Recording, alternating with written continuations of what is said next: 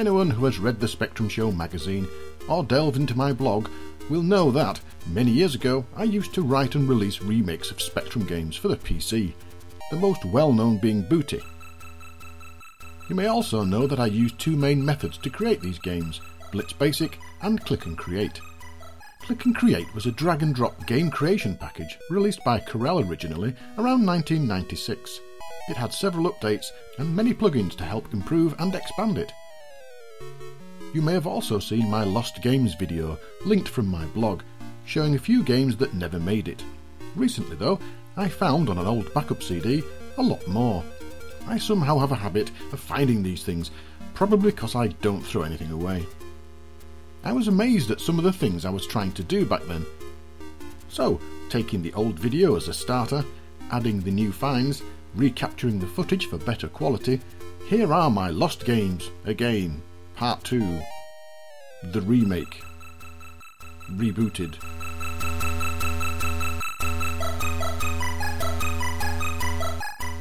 Let's start with Booty. I know it was released, but the released game was the one written in Blitz Basic. You may know that I started it originally in Click and Create, and here it is, or at least the only save I can find. It's just a single screen with no sound, and you can only pick up one key. Very much a work in progress, but you can see how closely it matches the released version.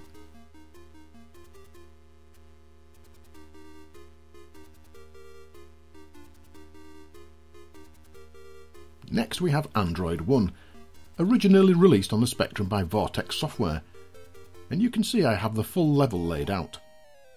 All the aliens are in place, so let's see how it plays.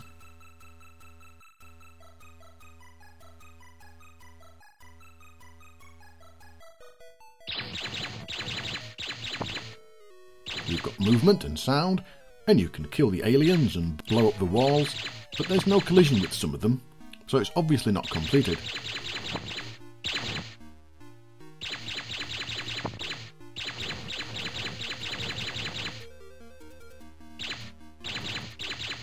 Walls can be destroyed and it looks pretty much nearly there.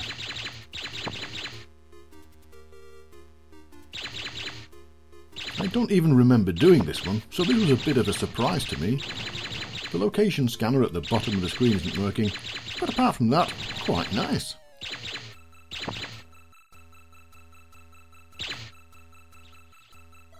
Next we have Antics, originally released by Bug-Byte Software. Much less of a game here, in fact only one screen and even that doesn't work properly. You can move Barnaby around, but that's about it.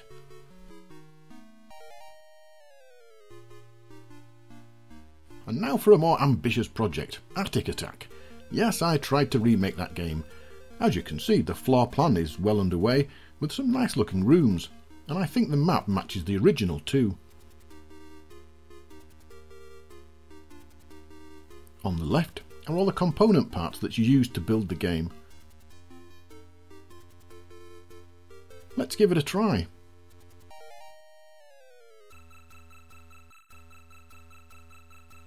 You can move your man around and everything scrolls nicely. He walks through doorways, sometimes, but there are no enemies. In fact, there's nothing apart from the scrolling map.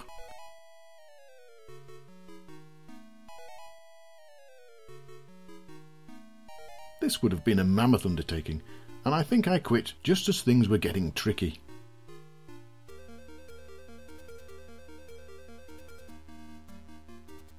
Next we have Cosmic Raider, originally released by Microgen. Again we have a level map nearly complete, only missing the alien base at the far left.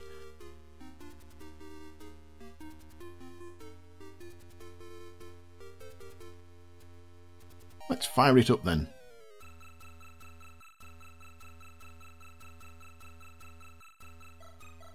There's no collision and no sound, but you can fly about and shoot nothing if you want to. The radar doesn't work at the top either, so I guess this was just thrown together as a bit of a test really. I vaguely remember doing this and stopping and then trying to convert it to run on Blitz Basic, and that didn't go very well either. Next is Light Force. Now I remember doing this in Blitz, which we'll see later on, but I never remember doing it in Click and Create.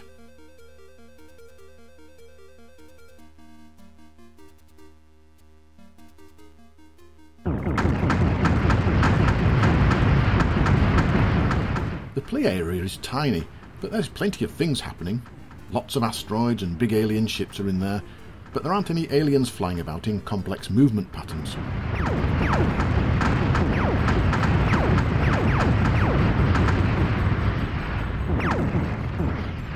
I think this is what caused me to stop working on this version, because doing that sort of thing in Click and Create wasn't all that easy. Level 1's complete then, apart from the aliens, but let's move on to my Blitz Basic games.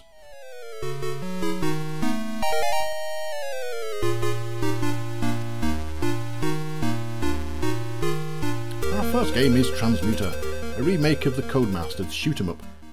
The game engine was complete, including power-ups, and here I've turned on a few of them to demonstrate. You've got the Outrider, the bombs, and the default laser weapon.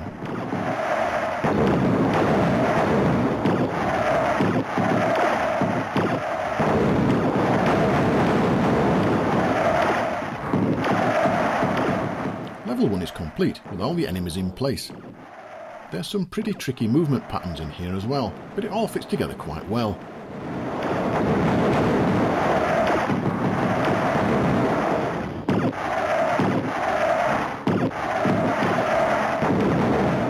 The sound works too, and each weapon has its own sound.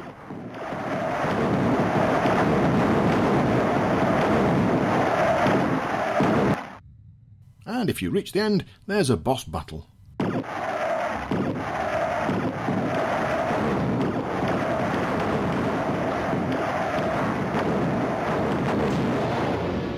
And then you fly on to level 2, which doesn't work at all.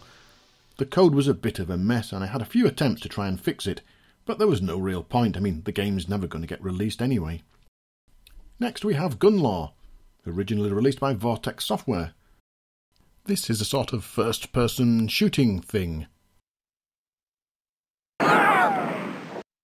You can see both sides of the street, and random cowboys and cowgirls pop up waiting to be shot. This is a mouse-controlled game, and despite it being quite nearly complete, I wasn't happy with it, and still aren't to some extent.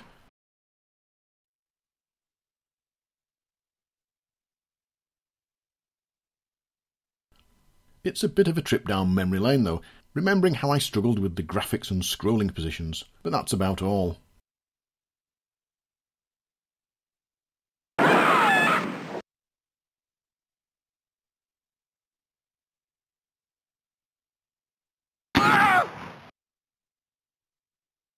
And now on to my second attempt at Light Force.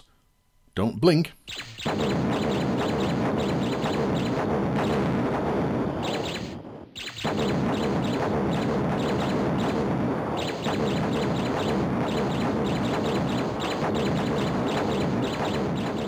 Not much of this was written, and it took me ages to get this game to a state where it would actually play, so I could capture the video. Nice graphics, and the gameplay matches the original, and I did manage to get some nice movement patterns in there. And finally we have a huge undertaking. That's a little joke there in case you missed it. Yes, Transylvanian Tower.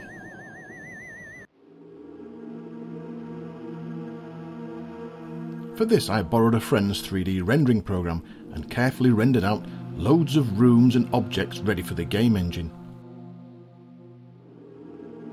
I built the code so that the graphics could be swapped in and out, and built the maze code so that could be changed for each level. There was a map to see your progress, and if you didn't die of boredom, you could complete the first level. You just wander about, looking for the exit. Level 2 was never completed, despite all the graphics being ready. Here are some renders for your delectation. Level 2 was a sort of castle thing.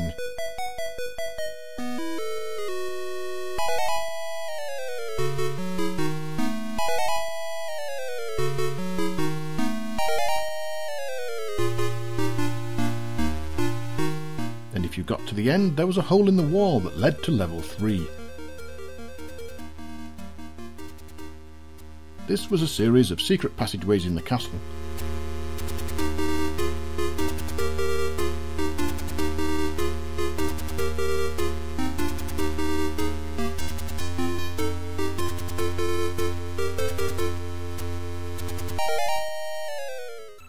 Again, if you got to the end, there was a ladder to take you to level 4, the luxury rooms at the top of the castle.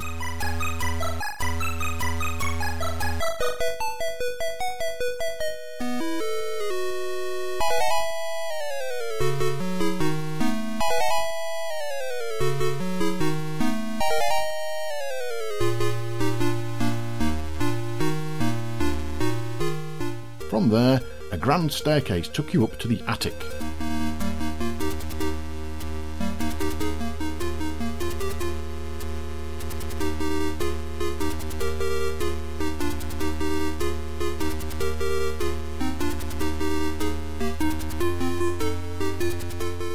Notice the stack of old pictures. They're actually cassette inlays from Richard Shepard's games. A nice touch, I thought.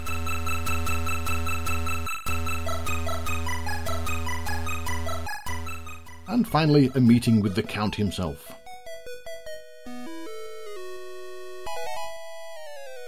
And that's it. That's all of my lost games. Unless, of course, I discover some more.